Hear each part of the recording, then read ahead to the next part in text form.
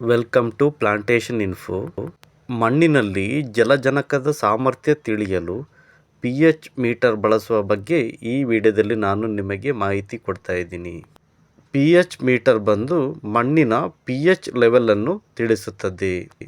ಸಾಧಾರಣವಾಗಿ ಎಲ್ಲ ತರಹದ ಬೆಳೆಗಳು 6.5ರಿಂದ 7 pH ಒಳಗೆ ಚೆನ್ನಾಗಿ ಬೆಳೆಯುತ್ತದೆ.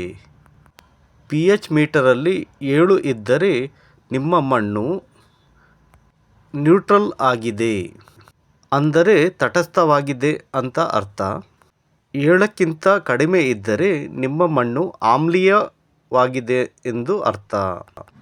7ಕ್ಕಿಂತ ಜಾಸ್ತಿ ಇದ್ದರೆ ಸ್ವಲ್ಪ ಕ್ಷಾರೀಯವಾಗಿದೆ ಎಂಬುದು ಅರ್ಥ.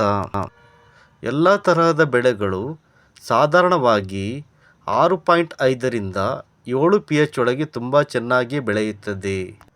pH ಅಂಶ ಕಡಿಮೆ ಇದ್ದರೆ, ಅಂದರೆ ನಿಮ್ಮ ಮಣ್ಣು ಆಮ್ಲೀಯವಾಗಿದ್ದರೆ, ನೀವು ಮಣ್ಣಿಗೆ ಹಾಕುವ ಗೊಬ್ಬರಗಳನ್ನು ಗಿಡಗಳು ಹೀರಿಕೊಳ್ಳುವುದಿಲ್ಲ.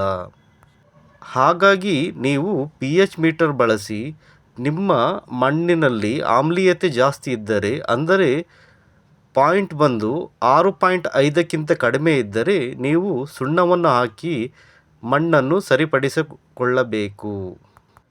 ಮಣ್ಣನ್ನು ಲ್ಯಾಬ್ಗೆ ಕಳಿಸಿ ಪರೀಕ್ಷೆ ಮಾಡಿಸುವುದು ಉತ್ತಮ. ಆದರೆ ಇಮಿಡಿಯೇಟ್ ರಿಸಲ್ಟಿಗೆ ನೀವು ಈ ರೀತಿಯ pH ಮೀಟರನ್ನು ಬಳಸಬಹುದು.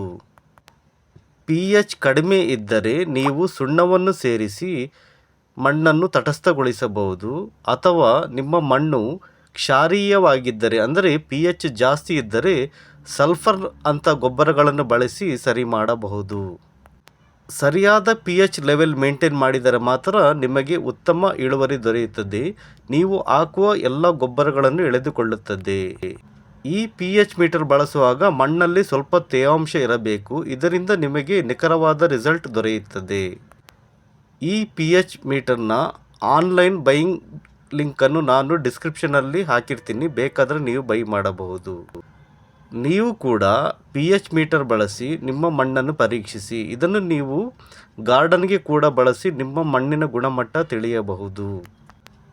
ಈ ವಿಡಿಯೋ ಇಷ್ಟ ಆದರೆ ಪ್ಲೀಸ್ ಲೈಕ್ ಮಾಡಿ. ಹಾಗೆ ಅಗ್ರಿಕಲ್ಚರ್ ಇನ್ಫಾರ್ಮೇಷನ್ಗೆ ನಮ್ಮ ಚಾನಲ್ ಸಬ್ಸ್ಕ್ರೈಬ್ ಮಾಡಿ. ಹಾಗೆ ನಮಗೆ ಸಪೋರ್ಟ್ ಮಾಡೋದಕ್ಕೆ ಜಾಯಿನ್ ಕೂಡ ಆಗಿ. Thank you.